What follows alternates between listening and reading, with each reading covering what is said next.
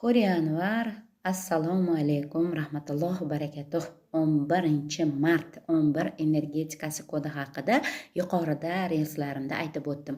Endi esa Sifra coach, life coachman. Albatta, life coachlik tomonidan qilayotgan tajribamga asosan bir voqeani ya'ni bir ayol bilan ishlaganman va unda 11-chisloda tug'ilgan bo'lgan.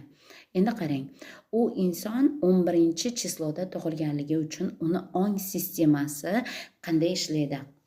Buni ongi bir, u ruhiyatda ham bir, ya'ni ilohiy kuchga, ilohiyatga ulangan bo'ladi.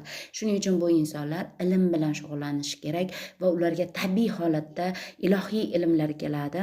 Bu bo'lishi mumkin maktabda ustoz yoki Qur'on karimlarni o'rgatuvchi ustoz. Aynan ilm bilan shug'ullanishi kerak, ma'rifat bilan shug'ullanishi kerak. Ya'ni bu insonda ma'naviyat energetikasini tarqatishi kerak yer olamiga. Endi qarangki, bu insonda qanday holat yuz berdi? Bu inson ustozlik qilgan maktabda va u direktor bo'lgan, rahbar bo'lgan, lekin oilasidagilar qo'ymagan va oilaga biriktirib qo'ygan.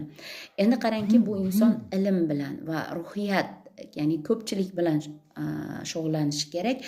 Endi nima bo'lyapti? Oilada kichkina davrada qolyapti.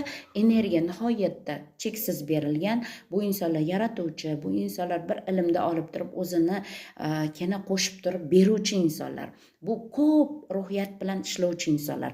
Lekin ular kichkinagina davrada qolib ketyapti. Shuning uchun energiyani olganingizdan so'ng ayolmisiz, erkakmisiz, o'g'ilmisiz, qizmisiz, yigitmisiz, kim bo'lishidan qat'iy nazar oldingizmi, buni yerga, moddiyatga chiqarishimiz kerak. Shuning uchun bizda iste'dodlarimiz, bizda missiyalarimiz bizni yakson qilib, agar biz bu energiyani oldik, buni taqdim qilmasak.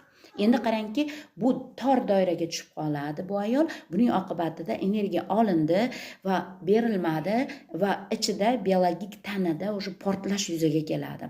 Shuning oqibatida pochkasida va albatta uni nima deydi, suyak yemirilishi, oilasida ajrimgacha borgan. Chunki erini ham puli yurishmay qolgan. Chunki ayol o'zini vazifasini to'g'ri bajarsa, bu energetikani haligi nima deydi, turib qolgan energiya balchiqqa o'xshaydi.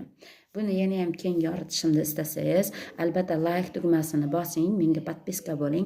Buni keng ko'lamda ko'rib chiqamiz. Juda ham qiziq hayotda va albatta ong sistemasi, ruhiyat sistemasi bu juda ham